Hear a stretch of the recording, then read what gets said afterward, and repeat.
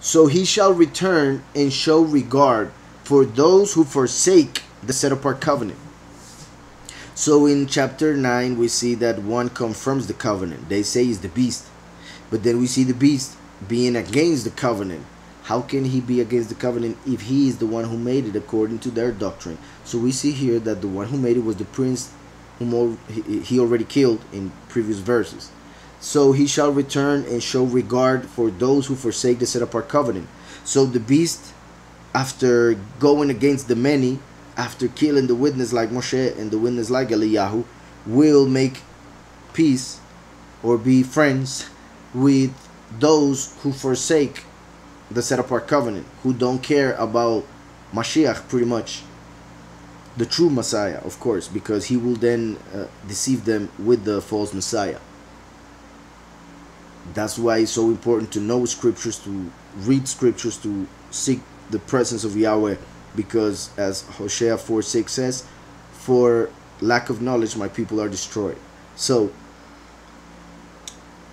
he shall return and show regard for those who forsake the set apart covenant, and forces shall be mustered by him, and they shall defile the set apart fortress.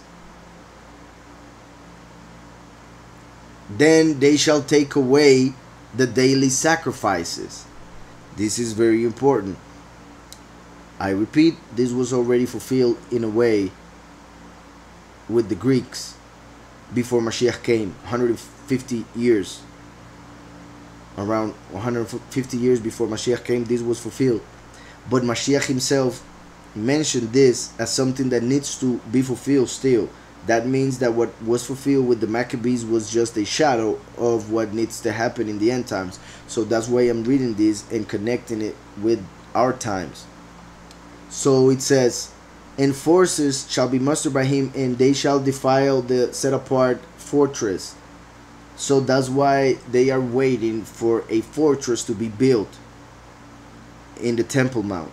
Pretty much the temple to be built by the beast, or the beast having to do with it somehow with the construction of the temple. Some claim that it's being built already. So it says, then they shall take away the daily sacrifices. Daily sacrifices were a sacrifice done in the morning and the afternoon every day. Spiritually, this is well, when it comes to war, they sacrifice people to the god of war. So through war, they will be daily sacrificing people to that demon. But in the most physical or literal sense of this words, what they are saying is that there will be a temple, and the daily sacrifice would be would start in that temple, but in the middle of the week they will stop the daily sacrifices, which pretty much happens, I repeat, when they kill the two witnesses. They will stop the daily sacrifices because the false Messiah will appear after that. So then they shall take away the daily sacrifices, as we see in other chapters like chapter 9. In chapter 9 we see that there are 7 years still to be fulfilled. 7 years, 1 week, the last week of Daniel. And we see that in the middle of the week, the two witnesses or the prince of the covenant is killed, and the daily sacrifices are taken away. So now that we see here that the daily sacrifices are taken away, we can connect those two chapters. Daniel 9 was clearly speaking about the end times, and hopefully you'll follow me here. In Daniel 9, we already saw that, so I'll be quick. 70 weeks are mentioned until Mashiach. Mashiach would appear on the week, at the end of the week 69. Then 1 week would be left for the end, the last week of Daniel. In chapter 9 we see that the beast appears, kills the witnesses, at least as one can interpret it, and then takes the daily sacrifice in the middle of the week. It is explained explicitly in that chapter 9. But we see here that the Greek Empire is the one taking away the daily sacrifice. However, the Greek Empire came before Mashiach. Yet in Daniel 9, we see this happening in the last week of Daniel. That's why many people claim that the last week of Daniel already happened, or many other things. But my point here is that daily sacrifice being taken away is mentioned for the last week of Daniel. The last week of Daniel would be after Mashiach came. Yet now that we are reading Daniel 11, the daily sacrifices are taken away. And if we read Maccabees, that happened about 150 years before Mashiach. So they are actually two different stories. But since the one with the Greek Empire is a shadow of the one mentioned in the last week of Daniel, that is the reason why we can connect both and see how this that we are reading right now, that was already fulfilled, can be used as an explanation of Daniel 9 and how it will happen in our time. Hope that was understood.